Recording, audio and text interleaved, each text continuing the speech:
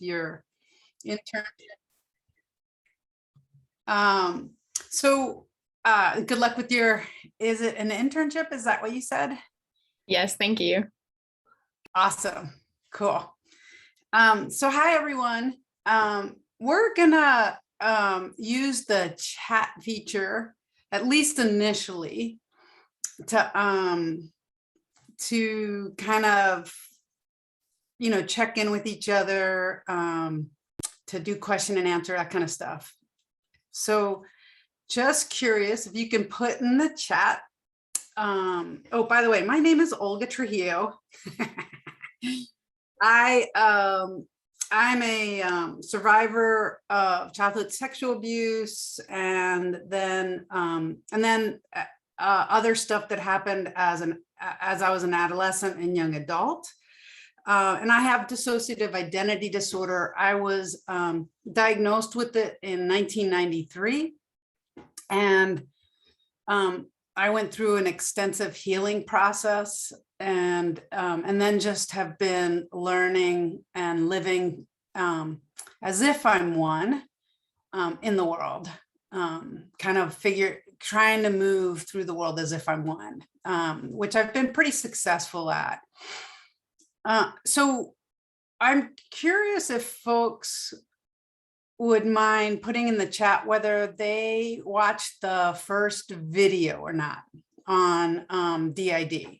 So if you did, if you could just say, yes, this is really obvious, sorry. And if you didn't, could you just say no? It'll help me kind of to know where to go with our discussion today. Okay.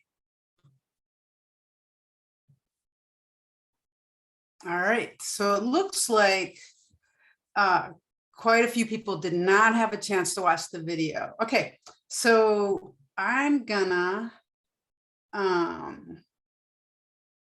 then kind of take us through what I covered in the video.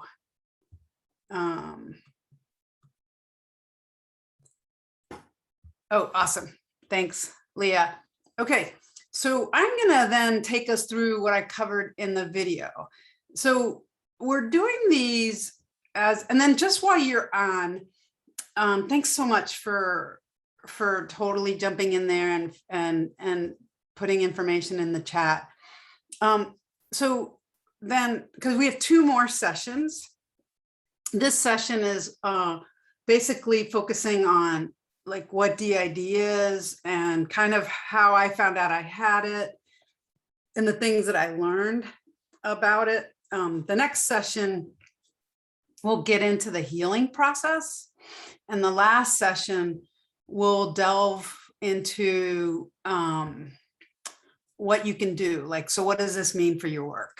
I do kind of try to weave that in throughout, but so why don't you, could you let me know in the chat if the next time we meet, what we're thinking of doing is just doing an extra, like, is it easier for you to just come to this session and watch the whole thing? Like have a live webinar plus question and answer? If that's your preference, if you could put yes in the chat, that'd be great. The other option is viewing the segment of the video ahead of time, and then we do question and answer.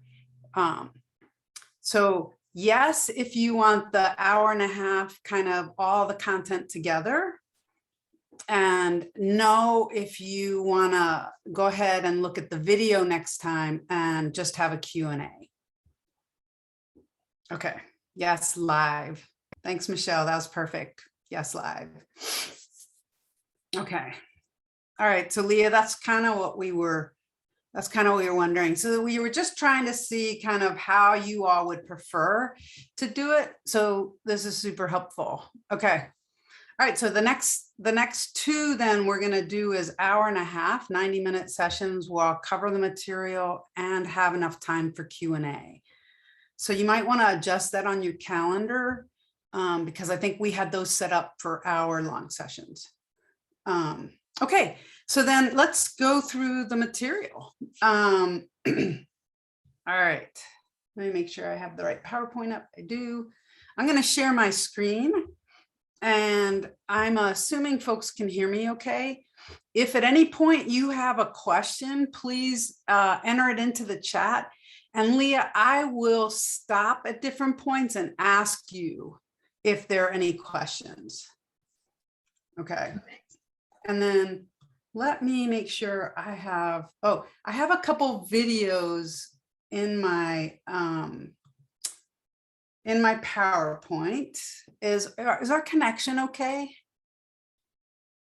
Okay, cool. Let me pull those up. 1 second. And I live in Wisconsin, by the way. I forgot to tell you all. I live in Wisconsin, where the weather is kind of perfect today. The high is 70 degrees. It's sunny. It's not humid. So I hope your weather is good for what you like. So just wanted to say. All right. Here we go. All right. Make sure this is correct. Yes, it is. Okay, so I'm going to share my screen. Do this guy. There we go. And all right. So I'm going to kind of walk us through understanding dissociative identity disorder from a lived experience of it. And in case you want more information after you've watched these webinars and participated in them, I wrote a book that came out in 2011 that's been translated into Chinese, Japanese, and Spanish. And the book is about, the first half of the book is how I developed DID, and the second half of the book is the healing process. And then throughout the book, you'll see kind of how I lived with it. It goes into a lot more detail than I have time to go. So, okay. So when I was 31 years old, I was the youngest general counsel of the Office of Justice Programs at the U.S. Department of Justice. And I was, by society standards, successful. But I want to kind of show you a little bit of what I was like. This is before I found out that I had DID. So I'm living with DID without the knowledge of it. I did not have really very much memory of growing up. If people asked me about my childhood, I would tell them that I had a happy childhood. I just didn't remember most of it, which I now know, and that's weird. That's not normal forgetting. I remembered the things that happened outside of our home. I remembered, sports, hanging out with friends, going to school for the most part. And I remember just little pieces of the things that were happening in our home. And so I thought that was just that I had a bad memory, but that's a clear indication that there was trauma in my past. And that's one of the things that helped the clinician that I worked with be able to identify that, that I have DID. Oh, by the way, I forgot to tell you, I have 2 dogs in the room with me, and they might bark. And one of them has a really kind of loud and startling bark. So sorry, just wanted to let you know. Okay, so I was, so at this point I was married, doing really well in my career. We had just bought a home. So by society standards, I was successful. But I was constantly assessing what was happening outside of me, if that makes any sense. So I was constantly assessing for safety, but I didn't know that that's what I was doing. So I had a lot of hypervigilance, and that safety included the people that were around me, like trying to gauge who they were, what they were like, constantly kind of watching them. People described me as gregarious, but I, but I was controlling other people's experience of me. So I wanted people to think that I was easygoing, and fun, but I had lots of friends, but no one really knew me. And I felt numb most of the time, but I looked happy. And that was something that I practiced growing up.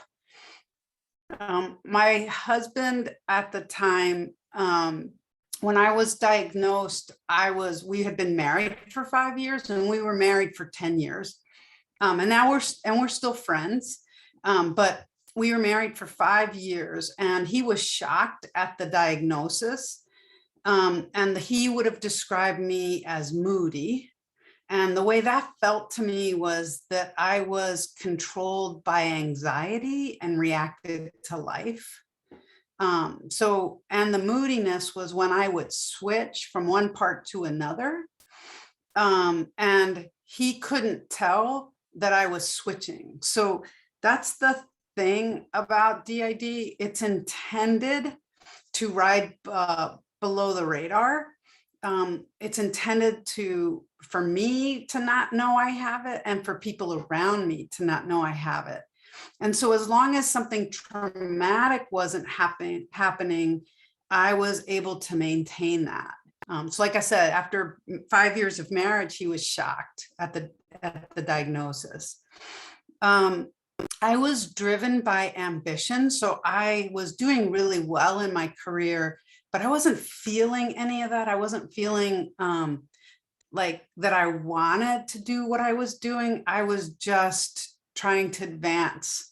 It was to show myself that I was worthy, that I was doing well, that I was smart and capable, because I never felt any of those things inside of me.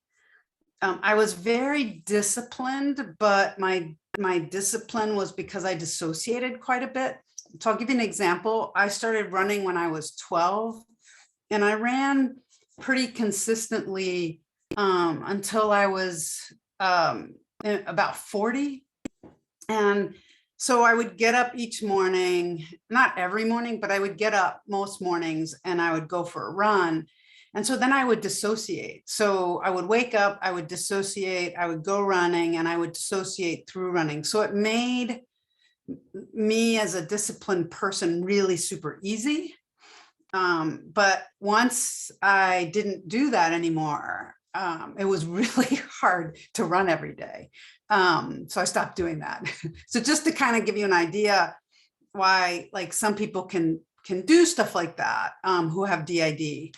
So I was super, super disciplined, but again, it's because I was dissociating. I was controlling, but I was controlling. I needed to have control over my environment. So I was trying to get what I needed without asking for it directly, because that wasn't how I learned to get my needs met. I learned to get my needs met by manipulating what was going on around me. And that's really important, because I learned through a healing process, I don't have to do that. I can actually be direct with people. But in the home that I grew up in, you couldn't do that. So I went to go see the movie Thelma and Louise. And the beginning of that movie has an attempted rape scene that was my trigger. Now, I would not have gotten triggered, but for the fact, like, the movie alone would not have been enough for me to get triggered and then get help. It was a combination of being in the safest place I had ever been in my life and being triggered. So now I'm in a safe enough place financially, in my relationship, and I have some distance from my family of origin. And so, and we have a home that we bought. So it was the first time that I lived in a home that we owned. So all those things played into the fact that I had safety to address what was going on inside me. So then my mind just like went there, and I couldn't ignore it anymore. So I I started having what I thought were panic attacks because of the movie, but were flashbacks. And so we left that movie, and then that next week I went to see, I was referred to a therapist in our area, and I worked with her for a little while, but I was having a really hard time with her. And the main reason that I was having a hard time with her is that she figured out I had DID and started working with me without helping me understand what she thought I had. And for me, I had to know the diagnosis and accept it to be able to do the work. So instead, she was working with me as if I had parts, but I didn't know I had parts. So when she would talk to me as if I was a different person, I would panic inside. So there wasn't any kind of space to accept and understand what the diagnosis was. And that was really important. And I think it is for a lot of people that have DID. So after a couple months, I asked her if she would refer me to someone else. And she referred me to this guy. His name is Dr. Richard Sheffitz. I call him Rich. I worked with him on and off. So on for 5 years from 1993 to 1998. And then after that, I worked with him, like I would come back if I got triggered and had some stuff come up, new stuff come up, and I would work with him for a couple of years, and then I'd be, good to go. And then I'd be doing my own thing for a couple of years, and then something would come up and new stuff would come up. And so that happened between 2000 and 2005, 2000. Yeah, and between 2000 and 2005. And then I moved from the DC area where I grew up and where I worked. I now live, in the Midwest. So when I moved, I had some stuff come up. And so I reached out to him, and we did phone sessions and then video sessions. And that happened a little bit off and on. That first year that I moved, and then I wrote a book. And as I was writing the book, I reached out to him and had some sessions with him at the time. So that gives you an idea of the extent of therapeutic process that I went through for healing. Not everybody needs that much time, and not everyone can, lots of people cannot afford that much time. And some people have had such bad experiences with therapy, being misdiagnosed, being forced into medication, or being institutionalized, that they don't want to go through the therapeutic process. And I'm not sure that anybody has to go through the therapeutic process. I found it incredibly helpful, but I'll show you kind of some of the pieces around healing the next time we talk. But I just want to say that really clearly. Don't never push people with DID in any direction. Just have the information of clinicians in your area that work with people with trauma and dissociation. That's key. Because when they ask, that's when you want to have it available for them. But not direct them there, because it just doesn't work unless you're into it, unless that's what you want. Okay, so I want to walk through what DID is.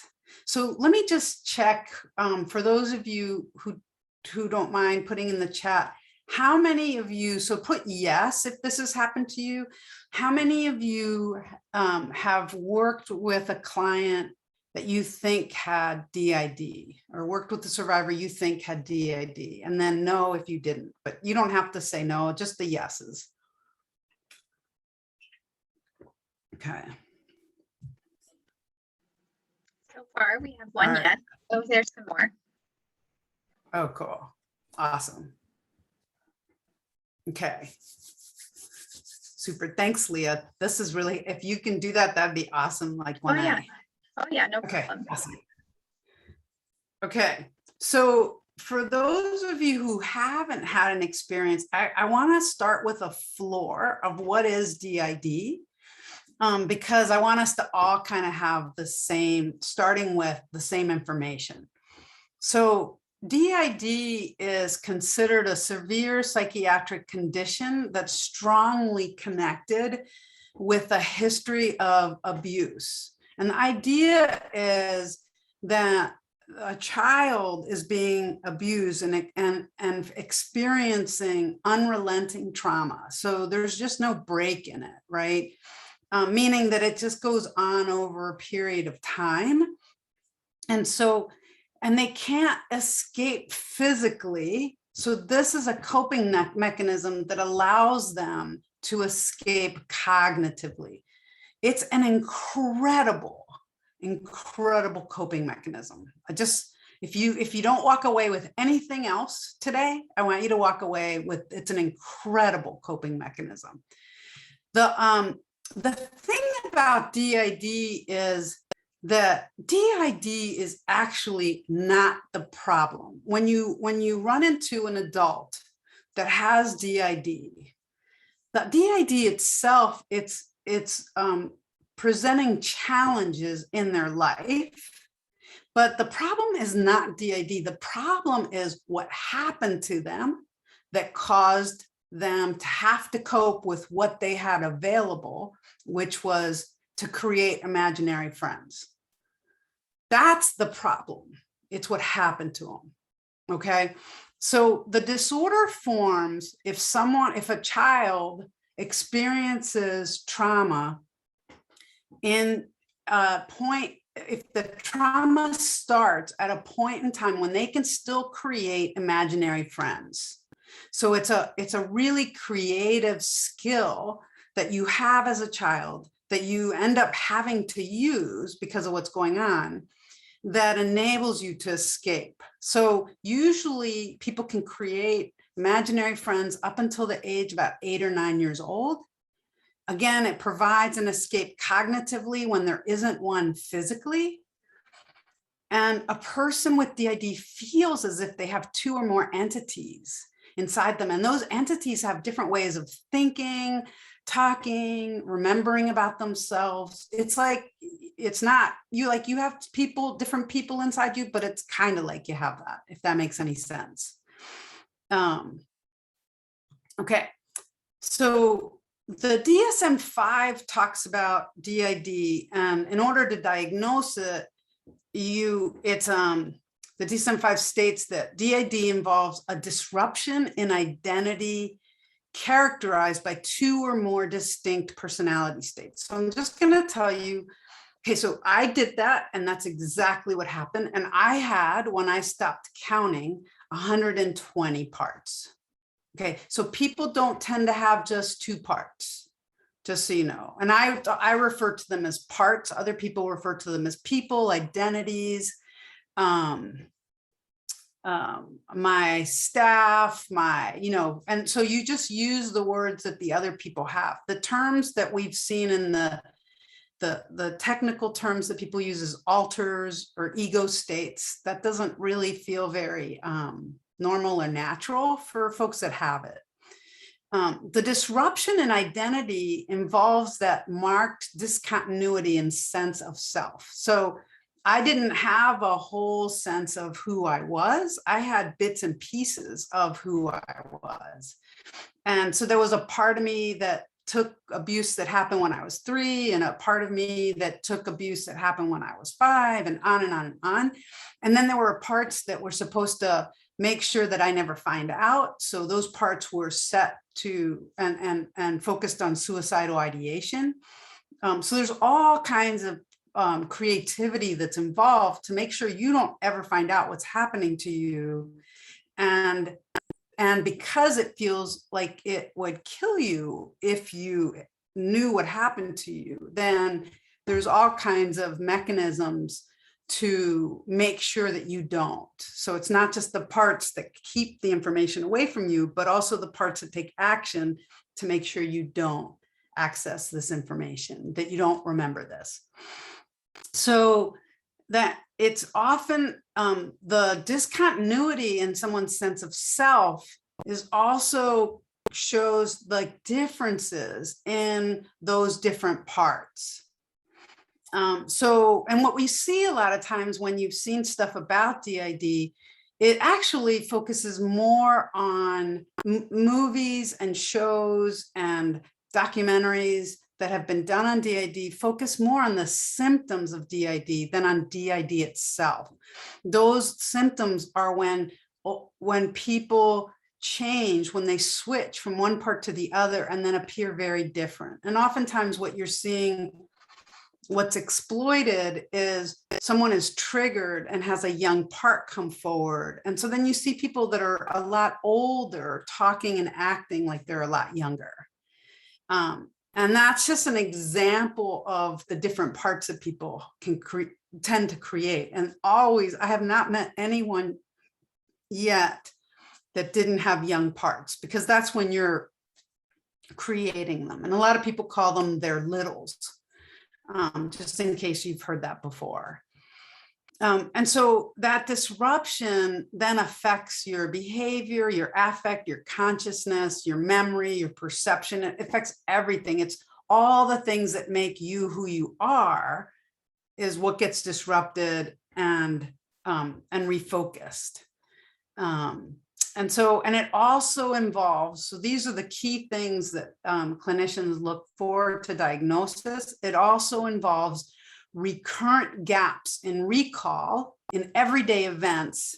And it's inconsistent with ordinary forgetting. So remember I said, people would ask me about my childhood and I said, I had a great, I had a happy childhood. I just didn't remember most of it.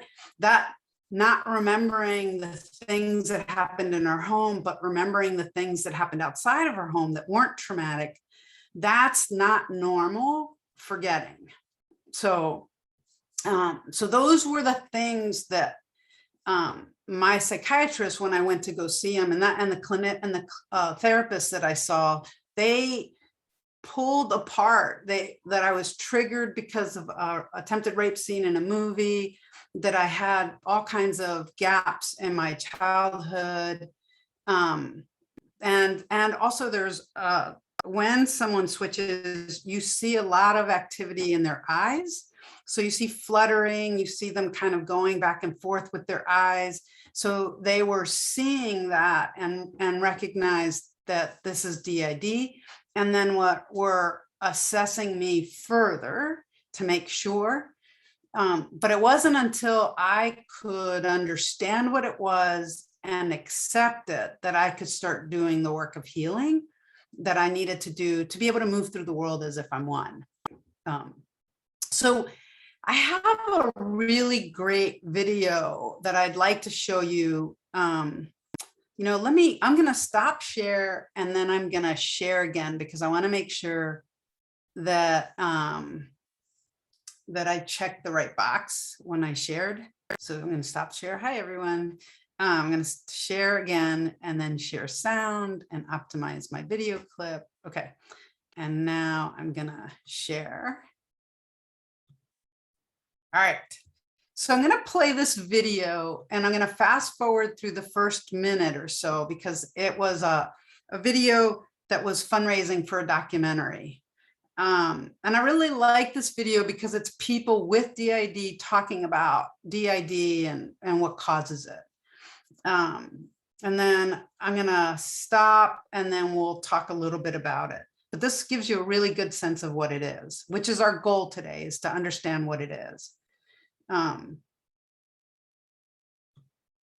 My name is Ron Dave.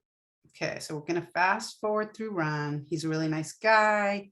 He wants to focus on the causes and not the symptoms. It's not actually what he ended up doing in his documentary, sadly, but okay. Not the symptoms. Thank you.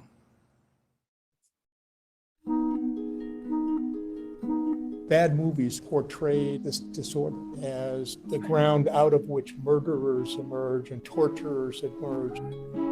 We couldn't possibly be normal or have normal lives or jobs or children that are functioning. They thought if I prayed more or if I had another baptism, that these spirits would just be released from my body.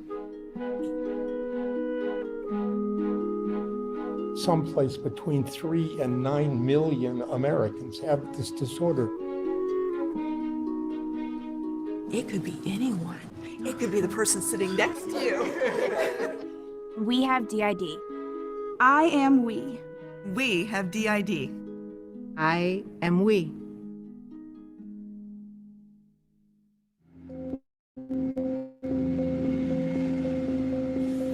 Hi, welcome to Healing Together. Here's your name tag. And then this is the folder that has your agenda. DID is an acronym that stands for Dissociative Identity Disorder. Most people in the past called it multiple personality disorder. It's one word of a difference, but it's a big difference. We're not multiple people. We're one person with multiple parts. And I think the new name reflects that better. Everybody has a social self, a work self, a weekend self, a husband self, a wife self. Everyone has self states.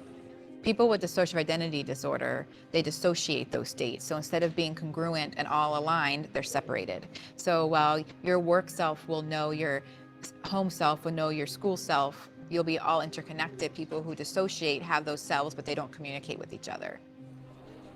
Different people have different labels for how they view their system.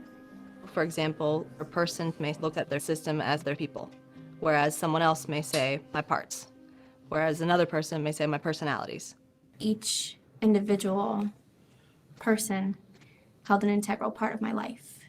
I have a part that was a secret keeper, a part that helped me in school achieve straight A's, a part that is my protector, that when boundaries are crossed, you will know. For me, it's easy to live with voices inside. The hard part is accepting the reality.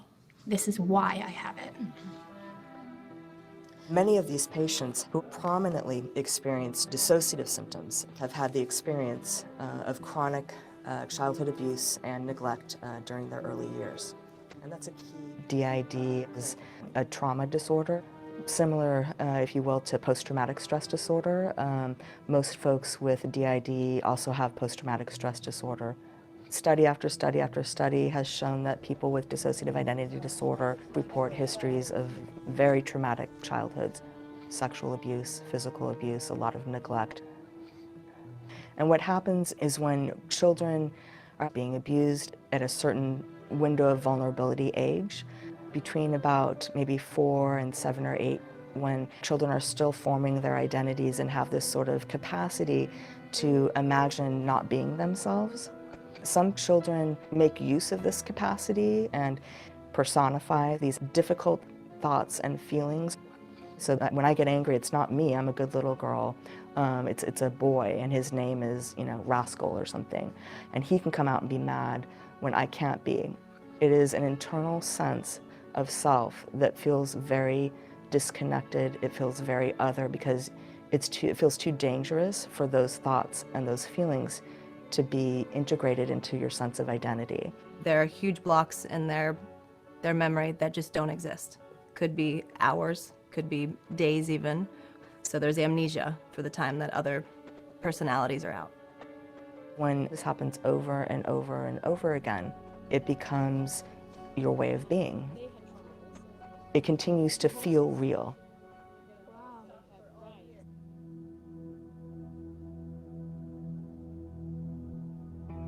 DID doesn't go away with the pill. DID takes many years of slow and careful treatment to try to help people reintegrate back these aspects of self, asking themselves the questions, what purposes do these parts of me serve?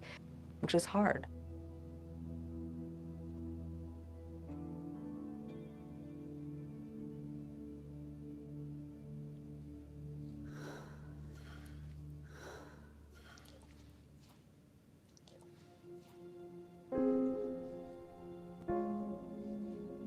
There's times that I've been frightened of my people. They wanted to hurt me for a long time. Therapy has been one of the greatest things that we have ever done.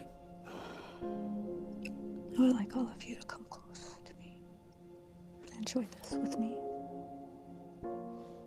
Some of my people that were the most scary just needed love and understanding. And when we started working in that direction, everything started to change.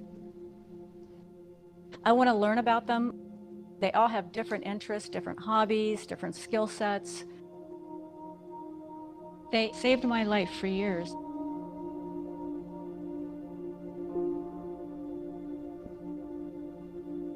The narrative of Willow's life has holes in it because the different people hold on to different memories.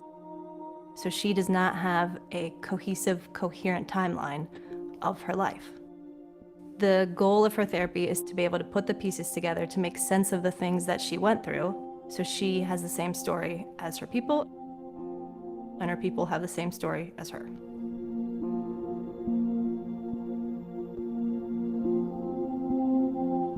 So a couple things I'm gonna stop share for a second. A couple things I want to point out. It's a really great video for showing like people who have it, talking about their experience of it. And that clinician, the way she talks about the goal of healing, all that is really, really great. The one thing that always strikes me when I see that video is that the field of DID is very white. And we know that oppression also causes trauma. We've only in the past been talking about violence as causing trauma because we've always centered white people in our work in our country and in our society.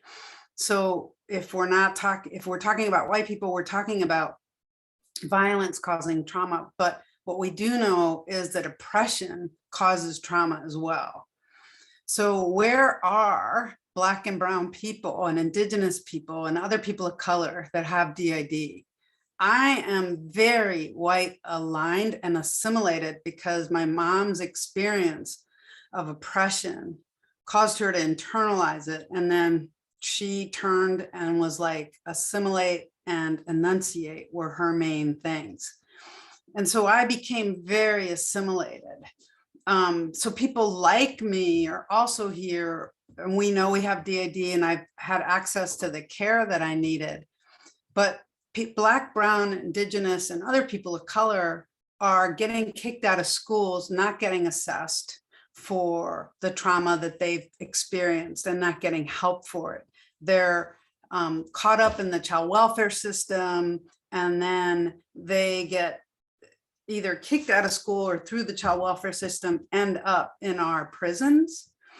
And so, and we have people who went into the military. There's lots and lots of ways in which Black, brown, Indigenous, and other people of color are not identified and helped with dissociative identity disorder or other trauma-related disorders. And I just kind of want to flag that for you because I'm going to talk about an experience that's very mainstream, and I was able to access it because I was taught to strip away my cultural identity in order to be able to succeed. And there's a lot of healing that was missed because I was also treated as if I was white and not treated from a cultural lens.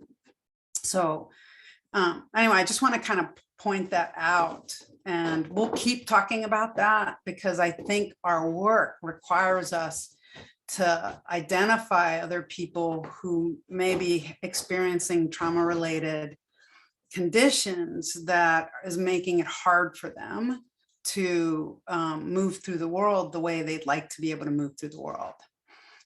Okay, so I'm going to show you another video. I love this video because it's a really good graphic of how DID happens. And I like to give people things in different modes of learning because I learn visually and I learn by hearing things.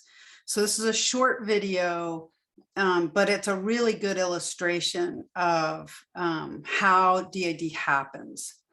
And then I'll come back and go through the slides. So let me find the right spot. Here we go. Share. Okay. So 1 second here. There we go. All right.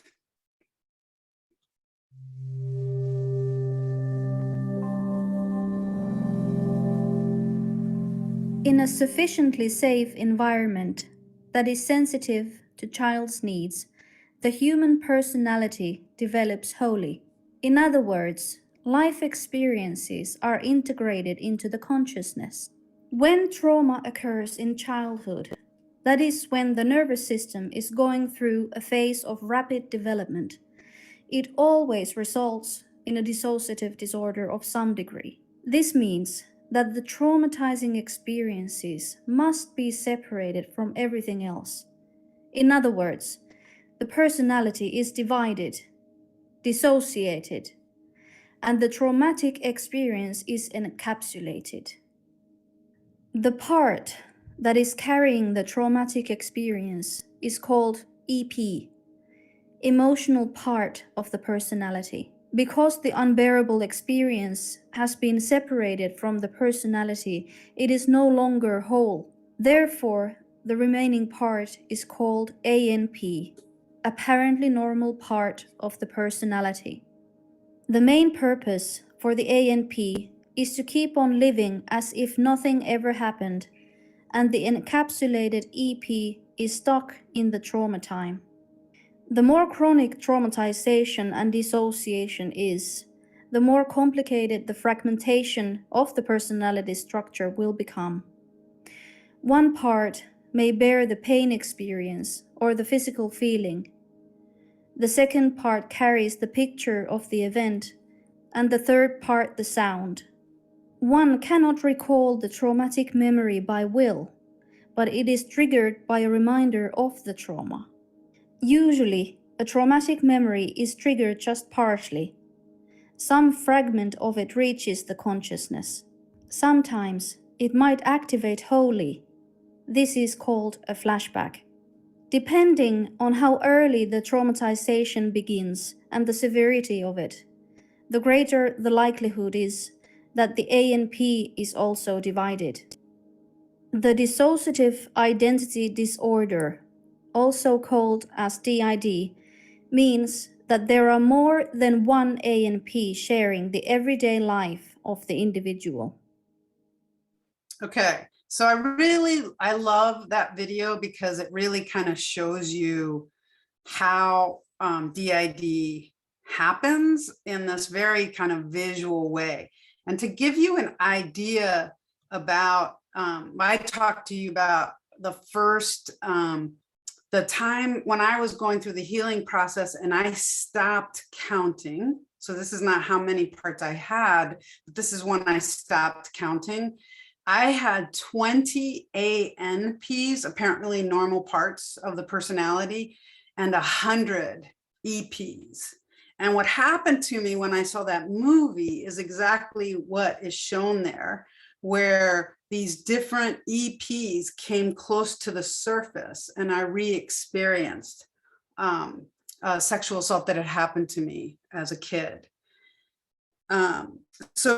And by the way, this is all captured in that video that Leah put in the, one second. I always forget to put this away.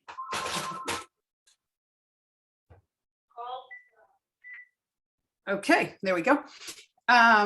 So in all these videos are in that video that Leah put in the chat, the link that she put in the chat, so you can go back and watch any aspect of it again if you'd like.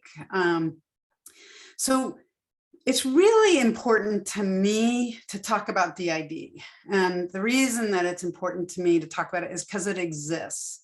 And there has been a lot of effort to discredit people, to discredit the disorder and discredit the clinicians that work with people who have it. And I was diagnosed at the height of that effort. And so what happens is there are doctors, there are law enforcement officers, there are clinicians, there are people in our society that come across a survivor who has DID and they do not see it because they do not believe in it. And that causes a great deal of harm. So I want you to know it's real And I have at least 16 studies talking about how it's real. This is a really very accessible one of all the studies because it talks about the arguments that were made to discredit DID and shows the evidence of the reality of DID. So, so if you want any of these studies, you can email me or you can ask me the next time we have our next session, and I'll put them into the chat if I can do that with this one. I think I can. Yeah, I can. Okay, so so I want to talk to you a little bit about what it feels like to have DID. I think that's probably one of the most unique aspects of the presentation that I can do as someone who has it. So if you haven't seen the movie Inside Out, it's an animated film by, I think it was Pixar. That's a really good movie to watch because it's very, very much like that. But think of having a person that has a lot more parts, and the parts are actually, some of which are hiding and some of which are not. The parts are actually holding on to really devastating incidents that have happened and information. And then there are some parts that are designed to be angry and protective, while other parts are designed to be compliant and accommodating. So it's just all over the place in terms of what people have developed in order to survive. I was not as creative as a lot of people. Almost all my parts were me at different ages.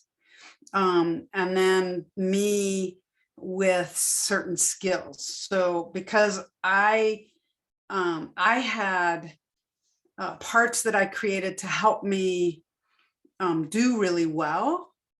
And then I had parts that took the abuse and then were protecting me from that information. So the parts that were designed to do really well communicated with each other so that I wouldn't lose track of time and information when I wasn't experiencing anything traumatic or when I wasn't dissociating. But I had parts that I did not know about and did not have any information from. So let me just also say, even though I had access to the information, I didn't know that the way my brain worked was different than other people's brains. So I want to tell you a little bit about how it feels. So I'm going to go through a couple more slides and then I'll stop. We have about 8 minutes left, but I really want to kind of dig into what it feels like to have it. So a lot of people talk about voices, hearing voices. For me and a lot of other people who have DID, it felt like thoughts. And so a good thing to ask people is where those voices are coming from if they're talking to you about voices. And they're most likely coming from inside. It feels like you are really, really busy inside. There is stuff going on all the time. And life feels very chaotic, or it can feel very chaotic, which, by the way, this is how it feels. This is before I went through a process of healing. And then I felt very reactive. I couldn't concentrate and I felt distracted most of the time. And it was incredibly exhausting all the time. And I didn't know how exhausting it was until I didn't have all that stuff going on. And I'll kind of show you how it is that things are different now. And if I don't get into that as much today, I will the next time that we come together. So it also feels like you're not connected to your body. Also, you experience changing perceptions of people and surroundings because you're switching all the time. So I might have a good relationship with someone, but then something will happen and I'll switch, and my perception of that person will be very different. And they won't know why if they don't know what's going on, or that I have DID. Same thing, a place is safe, except for to another part that doesn't feel safe in that place. The feelings, I felt most of the time like I was incapable of doing anything. Even though I did well in school, I got a scholarship to go to college. I graduated, got a job right away, and then went to law school, graduated from law school in the top third of my class, passed the bar the first time I took it, and worked at a big law firm, but I felt incapable. I felt like all the people around me were much smarter, much more capable than I was, because I couldn't control my thoughts. I couldn't control my disconnected feelings. And all that made it really hard for me to focus. And because if you think about it, I had lots of stuff going on in my head that I had learned to ignore. And so then what I had in front of me is what I would focus on. And so it's really hard to be planful and thoughtful when all that's going on. And then when you see people around you being able to do that, it gives you a sense that there's something wrong with you, but you can't figure out what it is. So now I move through the world as if I'm one. And in order to do that, I had to have collaboration inside. So I needed to know that I had DID, and I needed help to be able to meet the parts and learn what I needed to learn about what happened to me and get the parts to work together. So what I do is what I kind of refer to as a practice. So it's not like a cold and you take medicine and you feel better and then it's gone. DID is not something that goes away. It's that I learned how to keep parts in communication. I don't have as many parts as I had before, because the parts of me that took all that abuse didn't really need to stick around after I learned about them. But I still do have parts. And so what I learned is, in order to keep collaboration, I have to stay in contact with those parts. I can't just kind of do whatever the person who's up front wants to do, regardless of how the other parts feel. Because when that happens, then I splinter off and I have chaos inside. So instead, what I've learned to do is I'm constantly checking my thoughts, my emotions, and my physical feelings, and I make decisions based on that. And that's how I move through the world. And that's why I say that it's important it's a practice, because this is how I move through the world as one. It can take me a little longer to process things. It makes difficult tasks. So I've learned to make difficult tasks very routine so that I can do them pretty easily, like traveling, for example.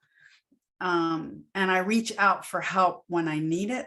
And I have let some people know that I have DID. People in my life know that I have DID. And most of the time it's employers, doctors, my partner, her family, but I'm very, very careful who I tell and how I tell them, and what they know, except for in work. So I clearly tell lots of people I have it. And so I'm going to stop there. We're pretty much out of time. I'm sorry this was a little bit rushed. But what we'll do next time, we'll have a little bit more time next time, and we'll pick up here, and we can start with questions if you have them, and then I'll have a lot more time for questions. I really kind of want to dig into the questions. So in that session, we're going to talk about what healing can look like when you have DID, but I'll go back through what it feels like to have DID. and then take questions, and then we'll get into the healing process and what that means for your work. And then the time after that, we'll go back and lay out tips and stuff that will help you work better with survivors. Thanks so much, Olga. Okay. I mean, do you want to take a few questions now for the next 3 minutes? Sure. Okay. Yeah. Great. I have time. Cool. So it does look like we have one question. What age did you start therapy for your childhood trauma? So I was 31. That's when I started. And I'm 60 now, just so it's been almost 30 years. And so I'm pretty good at moving through the world as if I'm one, because I've been doing it now for a really long time. Cool. Does anyone else? Let me just go ahead. Yeah, while we're waiting for questions, I kind of there's this visual that I feel like is helpful. So if you think about it, so if you can see me, I have my hands up with my fingers wide and separated. And so if you think about, I had way more parts in this, but if you think about this was my mind with parts and how they're all very separated. The process of healing for me helped me to bring those together. And so I'm clasping my hands and my fingers are going over my hands. And so in that situation, you can still see my fingers, but they're all kind of holding my hands together. And that's kind of what it's like now to have parts. Like, as long as I kind of pay attention and you know, if I don't experience anything re-traumatizing or traumatic, then I can pretty much stay like this. If I stop paying attention to inside, then I might have a part that starts splitting away from the other parts because they don't trust me or they're not getting their needs met. So I'm not sure if that helps at all for people to understand it.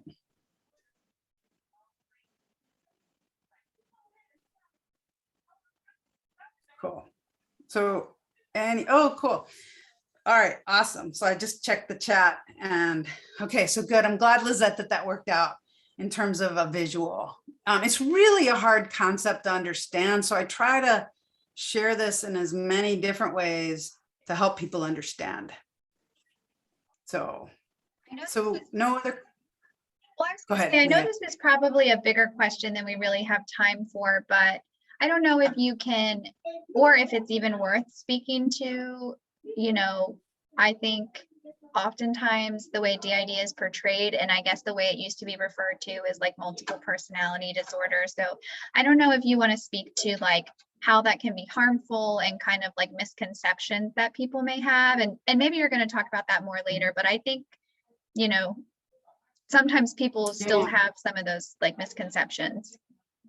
Yeah, and I'll talk about that each time, but I'm happy to address it now because it's the reason that I tell people I have DID all the time, because there's a lot of people that have it that we don't know have it.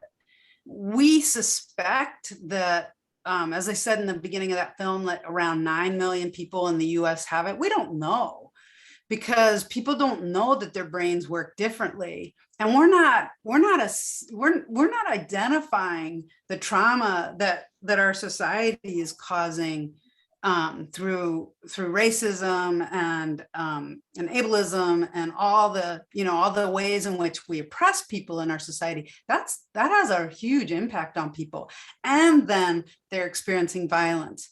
So I'm one of the few people in the US that will tell you they have DID and will talk about it. And I want to say that there's maybe a dozen of us now, people that are doing YouTube videos, people that have written books, people that will do presentations on it, because we're trying to destigmatize it. It's so stigmatized because of the ways in which it's portrayed in our media, and it does so much harm. Thank you. I have a quick question. Maybe she can answer this question for the next go round. But if you suspect that someone has it, how do you address that person without insulting the person, because it's if you say PTSD, people automatically they know what you're talking about, but then you say DID, people are like, what? It, like you said. So you don't, you want to help people, but you don't want to hurt them either. Does that make sense? Am I saying that right? And yeah, it totally makes sense. And here's the thing, Virginia, you don't tell people unless you're a clinician and they've come in to work with you on it. You don't tell people that you think they have DID. If they ask you, I don't know what's wrong with me, what do you think? You can say, well, it's, you can say, it sounds like you have trauma. I've also heard that when you have trauma for a long period of time, you end up dissociating more and you can create parts. And there's this thing called dissociative identity disorder. And I have some information on that. And so to have information at your programs that people can read and understand, and I have stuff that I can send to Leah, including the videos that she has, because then they'll see it from this perspective of, this is because something happened to you, not because, there's something wrong with you. This is incredible that you can do this. Yeah, because I'm sorry. So only if someone asks, do you think I have this? Or I don't know what's wrong with me. And I would start slow. I would go with trauma. And I wouldn't go to dissociative identity disorder unless you've had a relationship with a survivor that leaves you to believe really strongly that that's what's going on. And only if they ask and you have someone that you can refer them to. Does that make sense? Yes, it makes plenty of sense. Yes. But you can still work with people to help them without telling them they have DID. So it's the things that kind of their symptoms create that they need help with. So helping them keep track of things, you can help them do checklists. You can help them write notes that they come back to in a notebook. You can help them, if they're asking questions about why is my memory so bad, you can talk about dissociation. You know what I mean? Like I don't want people, unless you're a clinician, I don't want people to say to people, oh, I think you have DID. Mm-hmm. I mean, unless you have someone close to you in your family that you think has DID. And in that situation, you might want to have a conversation and you can bring up this training.